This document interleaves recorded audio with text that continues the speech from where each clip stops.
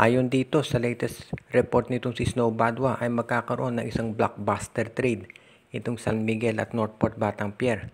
At mukhang 4 na players ng Northport Batang Pier ang mapupunta dito sa San Miguel.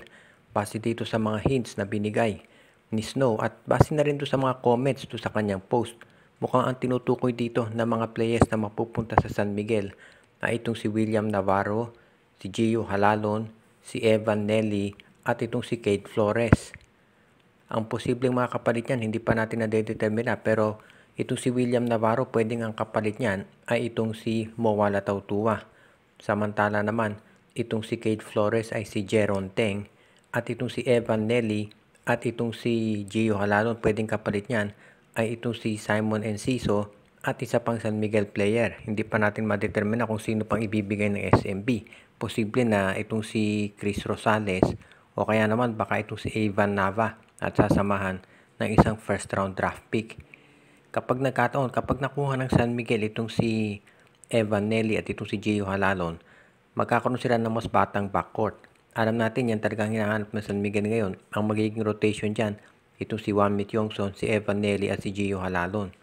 At posible rin na ito namang si William Navarro at si Kate Flores yan ang magdadagdag dito sa frontcourt ng San Miguel na matagal na nilang pinoproblema. So ang posibleng mangyari dito, itong si Kate Flores yan ang magiging backup center ni Junmar dahil aalis na si Mo Tautua. At ito namang si William Navarro yan ang magiging power forward nila. Kasama itong si Andreas Cahilig at Rodney Brondeal. Unless itong si Brondeal masama doon sa mga mate-trade. So abangan na lang natin kung ano magiging development dito. Pero mukhang malaking trade ito. Baka 8 players ang masama dito sa blockbuster trade nitong San Miguel at nitong Northport Batang Pier. Sinabi nitong si Ginebra coach Tim Cone na sila ay naghahanda na para dito sa Northport Batang Pier. Dahil alam natin ito ang league leading team ngayon at alam din natin na maganda ang kanilang record. Kaya itong Barangay Ginebra naman, matinding mga panalo nila, sunod-sunod na rin. Kaya asahan natin na magiging maganda yung laban. Ang tanong ngayon ng karamihan, dito kaya sa laban ng Northport at ng Ginebra, maglalaro kaya si Arvin Tolentino? Marami kasi nakapansin na usually kapag naglalaban, itong Northport at itong Barangay Ginebra, itong si Arvin ay hindi nakapaglalaro dahil nagkakaroon ng mga injury. So yan ang abangan natin kung sakasakali na itong si Arvin Tolentino kung maglalaro o hindi. Kung maalala ninyo, nakailang playoff games na. Usually, itong si Arvin na hindi naglalaro at nagkakaroon naman kung anong mga espekulasyon dahil sa bagay na yan. Pero ngayon, hindi pa natin matitiyak kung ano magiging epekto nito dahil may balita nga na magte-trade itong Northport at ang San Miguel.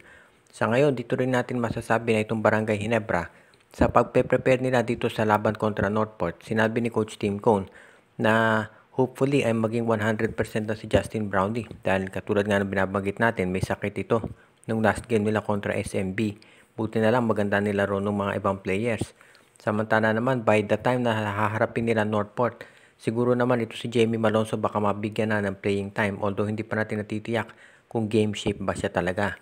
At ito namang si Isaac Go, hindi pa siguro babalik yan. Baka mga end of January, tsaka na darating ito si Isaac Go. Pero other than that, maganda ang kinalalagyan ngayon ng Barangay Ginebra. Lalo na at tuloy-tuloy yung magandang laro nitong si Troy Rosario. At yan ang dahilan kung ba't maraming naniniwala na ang Ginebra malamang isa sa maging championship contenders dito sa Commissioner's Cup. At yan ang aabangan na lang natin. Kung sakasakali nga, natalunin ng Ginebra itong Northport, masasabi natin na talagang lalaki tsansa na magiging isa na sa mga top contenders itong Barangay Ginebra kung as if hindi pa. Matunog na ngayon dito sa social media, ito raw gagawing move ng San Miguel Beer na makikipag-trade dito sa Northport Batang Pier. Ang balita nga ito na si William Navarro, si Kate Flores, Evan Nelly at Gio Halalon ang kukunin nila. Pero ang tanong naman ngayon, bakit itong Magnolia Chicken Templados ay wala pang ginagawang move, wala pang balita? Dahil sabi nga nila, mas malaki ang need ng Magnolia na sila ay gumawa ng move para makipag-trade. Dahil alam naman natin na itong Magnolia mas masama yung kanilang standing ngayon at hindi nakapagtataka na iyan ang dahilan kung bakit marami naniniwala na ang Magnolia ang kinakailangan na mag-trade dahil hindi mas maganda yung record nila kumpara sa SMB. Ngayon, hindi pa natin alam. Posible kasi na baka itong San Miguel after gumawa ng move, susunod na itong Magnolia Chicken Templados. Pero sabi nila, ang problema kasi naman ng Magnolia ay yung kanilang coach. At any rate, yan ang aabangan natin. Kung sakasakali na gumawa ng move ang San Miguel, baka naman masundan na ito ng Magnolia Chicken Templados. If ever matuloy nga na gumawa ng trade ang Magnolia, asahan natin na magiging major yung revamp dito. Dahil gugustuhin ng Magnolia na masiguro na sila ay magiging isa to sa mga top team sa PBA. Alam naman natin na itong Magnolia nag-i-struggle talaga. Pero hopefully makakuha sila ng isang panalo para doon sa mga fans ng Magnolia dahil Terra Firma yung susunod din ng kalaban. As it is, 0-8 na itong Terra Firma at marami nga nagsasabi baka hindi yan manalo ng isang game ngayon. Dahil as of now, hindi pa rin naglalaro itong si Terence Romeo. Kaya dito natin masasabi na baka itong Magnolia Chicken Templados ay nag-aabang na gumawa ng trade para sila ay magkaroon ng mas magandang tsansa na manalo talaga. Ngayon, abangan na lang natin kung ano magiging sitwasyon dito sa paglalaro ng Magnolia, lalo na kung hindi maging maganda performance nila kontra Terra Firma. Baka mapilitan ng SMC na gumawa rin ng trade kasabay ng sa SMB. Nanalo itong TNT Tropang Giga kontra dito sa Meralco Balls. So medyo nahirapan sila. Tumambag ng 23 itong TNT at nahabol ng Meralco at 1 point ka nakalamang pa. Pero nakabawa itong TNT sa, of course, syempre, sa pangungunan nito si Ronde Hollis Jefferson. All-around game na naman ito si Jefferson, pati na ito si Calvin Oftana, kaya hindi nakapagtataka na naging maganda ang performance ng TNT. Ngayon, itong Meralco Bolts, medyo frustrating yung talo nila dahil kagagaling lang nila sa isang solid win kontra dito sa Eastern. Pero as of now, maganda ang kinalalagyan itong MVP group except itong NLEX na medyo nahihirapan pa sa kanilang laro ngayon. Pwede nating masabi na itong NLEX Road Warriors ngayon ang nag-i-struggle talaga dito sa kuponan ng MVP group at hindi na ako magtataka kung magkakaroon ng trade dyan.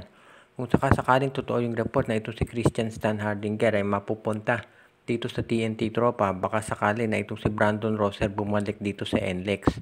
Halatang kailangan ng center ng NLEX at hindi naman matatanggi na maganda nilaro ni Rosser nung siya ay nandun pa sa Road Warriors.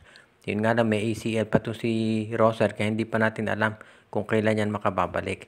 Kung sakasakali na makabalik na itong si Rosser at makuha ng TNT si Stan Hardinger, baka si Rosser bumalik sa NLEX at itong si Stan Hardinger sa TNT. At baka ganyan ang maging sitwasyon. Mas maganda yan para sa NLEX. Posible rin na baka si Rosser dalhin sa Meralco at itong si Almazan o Brandon Bates ang dalhin dito sa NLEX Road Warriors. Pwede si Rosser yan, si Almazan o si Brandon Bates. Ang maliwanag dito kinakailangan ng sentro nitong Road Warriors dahil yan talaga ang kulang dito sa kanilang lineup. At dito natin masasabi talaga na mukhang kinakailangan nilang gumawa ng major adjustment. If ever, kinakailangan nilang magkaroon ng mas magandang performance para masabi natin na talagang magiging maayos yung kanilang performance dito sa mga darating pang konferensya. Shout out kay Joseph Pineda, kay Josh Magiray, Espejo at Rosales family, RG Bueno at Dalina family. Pinabati din natin si Jonel Alagon at si Rino Valles family, Anthony Alon family, Katsakino Dukusin, Alicia Garcia, Michael D, Dalmacio de Guzman, pati na rin si Malyari Mascarinas at binabati din natin si Dexter Domer, Edwin Carmona Jr., Ireneo Salangsang at ang mga regular viewers natin.